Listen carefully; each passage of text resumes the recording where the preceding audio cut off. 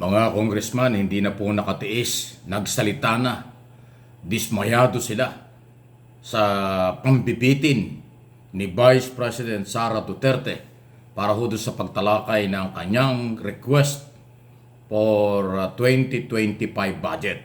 Ayon kina Congressman Suarez, Congressman Gutierrez, Congressman Bengalon, Ortega, at iba pa. Ang Vice President daw umano sa report ay nasa beach lang. Samantalang sila ay naabot ng gabi ng pagtatrabaho tungkol sa budget. Kaya talaga hong kakaiba at hindi na matanggap ito. Talagang trabaho naman talaga namin yun, yung pagsisiyasat at paghihimay ng budget ng bawat ahensya. Nag-umpisa po kami ng alas 10 at natapos po kami ng alas 3 ng umaga. At kahapon po, nakaschedule po yung Office of the Vice President at 10 a.m. Unfortunately, the Vice President was not available. She was not present. And also, neither was a letter explaining her absence was presented to the committee.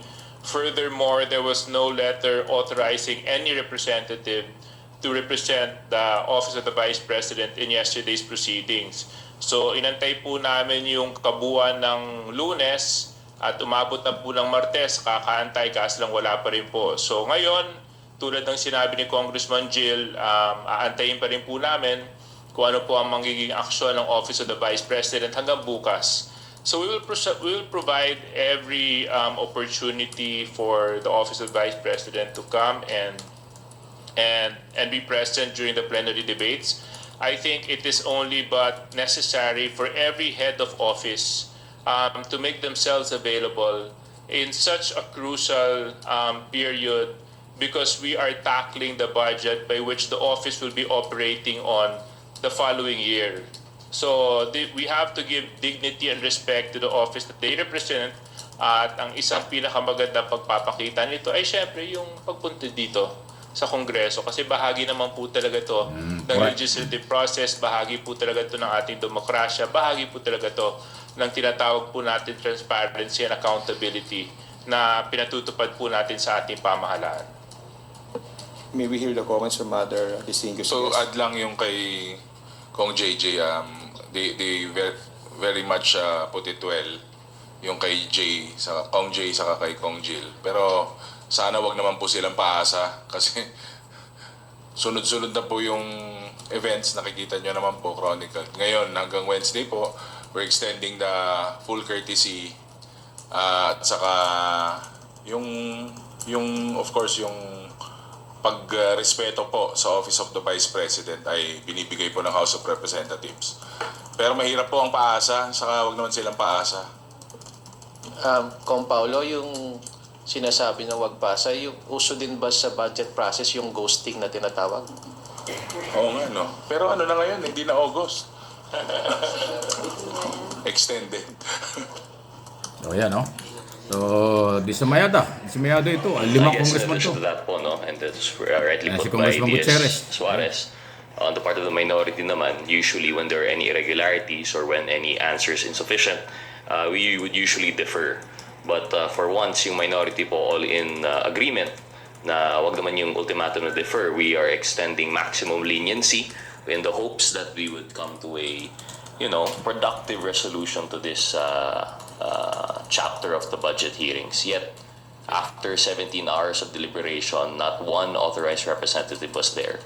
But yun nga po, pinag-usapan, kahit yung minority, hindi po ipapa-defer. We are willing to take it up the next day, and as mentioned already by Congressman Bongalon, should it come to that, we're also willing to take it up again on Wednesday, just to uphold our constitutional duty to pass this budget. We're doing all that we can. We're exerting all our efforts, kahit nakawawa na po si Kong Zia. Nakita po namin after 17. So yan, minority at majority ng House of Representatives nagsasalita na tungkol dito sa pambibitin ng Office of the Vice President na doon sa kanyang request na budget. Dapat humarap talaga siya. Yan ay duty niya, yan ay kanyang responsibilidad. Yan yung tinatawag na transparency and accountability tungkol sa budget ng Office of the Vice President. Kanina nga, sinasabi pa nga ng ibang mga congressman. By the way, ito po yung regular na press conference dyan sa Kongreso na ginagawa sa pagitan ng mga reporter na naka-assign dyan sa Congress at yung mga kongresista. Hindi man lang daw isalang-alang ni Sara Duterte yung mga empleyado at operation ng Office of the Vice President pagka ang budget hindi na-aproban. Saan kukuha ng sweldo sa susunod na taon ng mga empleyado? Di ba siya naaawa sa mga empleyado? Ano ang magiging operation ng Office of the Vice President kung walang pera? Pero at least ngayon nakakasundo yung mga congressman na kahit pa paano ayaw nilang i-defer. Kailangan talaga nila kumbisin pa rin si Inday Sara Duterte, Vice President, na magpaliwanag tungkol dito sa perang ito. Grabe, ano? Number 2 sa pinakamataas na opisyal ng ating pamahalaan, siya yung pinakamahirap maimbitahan at pinakamahirap isalang sa public hearing at sa budget deliberation sa plenaryo. Ano pag sinabing plenary, ito po for final na ito For third and final reading. Tapos na dahil next week recess na po ang Kongreso. Babalik ang Kongreso sa first week na ng November. Isang buwang mahigit na sila ay nakareses. Kung hindi matatapos yung budget dahil binibitin ng pangalawang Pangulo yung kanyang budget, madadama yung iba. Yan ang ayaw mangyari ng mga congressman. Hindi naman pwedeng aproban ng Kongreso ang budget nang alanganin ang sitwasyon ng Office of the Vice President. So pinagbibigyan pa rin hanggang Wednesday. Kasi pagka ganitong budget deliberation, inaabot ho talaga ng overtime yan, madaling araw. Inabot nga sila madaling araw sa bukas sa Wednesday. Siguradong aabutin ng hanggang Thursday ng madaling araw yan. Talagang nilalamay po nila ang budget. Gusto nilang matapos yan bago mag-recess. So coordination lang, pangunawa lang, respeto lang ang kailangan ng Kongreso mula sa Office of the Vice President. Kasi nalulungkot, sabi nga ng isang congressman, si Ortega, sana all. Kasi ang report nga ay nasa beach lang sa Bicol. Ang pangalawang Pangulo, although nag-deny na yung Office of the Vice President. Pero yun ang nakita So kung wala sa beach, wala kung saan, bakit hindi magpunta ng Congress? Para ilaban yung kanyang budget sa plenaryo na ini-sponsor naman ni Congressman Adjong. Bawal naman magsalita ang hindi congressman sa plenaryo. So, siya lang ang magbibigay ng information sa nagdidepensang congressman para ilaban yung kanyang budget. Pero ang problema, paano ilalaban ni Congressman Adjong ang budget ng Office of the Vice President kung yung mismong Office of the Vice President at Vice President wala sa likod niya. Walang suporta doon sa nagdedepensa. Anong klase naman yun? Paano magtatanong yung mga congressman sa budget kung wala namang resource person na panggagalingan ng impormasyon at detalye? Si Congressman Adjong bilang defender ng budget, automatic po sila yung dapat mag-bid ng information para ilaban ng sponsor yung budget na request nila. Wala So, kawalan ng respeto, hindi ko alam kung ano panlingwahe ang gagamitin natin sa nangyayaring ito. Kakaiba ito. First time na nangyari sa Philippine Congress.